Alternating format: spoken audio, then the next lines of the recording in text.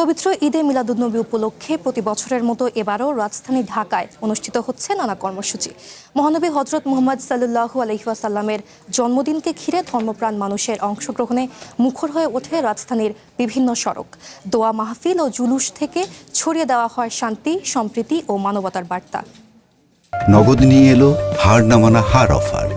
সর্বনিম্ন 10,000 টাকা রেমিটেন্স নগদে পাঠালে থাকছে স্বর্ণের হার জেতার সুযোগ।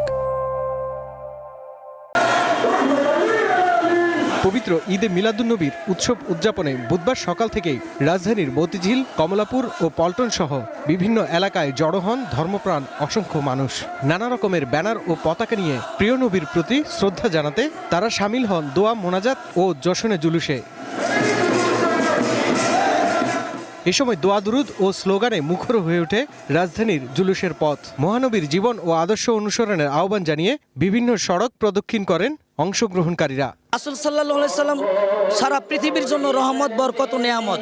আর রাসূল যেহেতু রহমত যেখানে থাকে সেখানে গজব আসতে পারে না। আমরা একমাত্র নবীজির দেখানো পথ এবং মতের মধ্যে থেকে দুনিয়ার শান্তি, আখিরাতের মুক্তি নসিব করতে চাই। জুলুসে অংশ নেয়া ধর্মপ্রাণ মানুষের প্রত্যাশা, মহানবীর শিক্ষা অনুসরণ করে সমাজ থেকে হিংসা, বিদ্বেষ ও বিভেদ দূর হবে, প্রতিষ্ঠিত হবে শান্তি, মানবিকতা ও পারস্পরিক সম্প্রীতি। প্রিয় নবীজির আগমনে কুল কায়নাতের মধ্যে আল্লাহ শান্তি প্রদান করেছেন। রাসূল সাল্লাল্লাহু আলাইহি ওয়াসাল্লামের জন্মদিন আমাদের সমস্ত আশিক রাসূলের জন্য আনন্দের দিন। যদি মুমিন হতে চান, নবীর ভালোবাসার সাথে সাথে নামাজ এবং মানুষের হক পরিপূর্ণভাবে আদায় করবেন।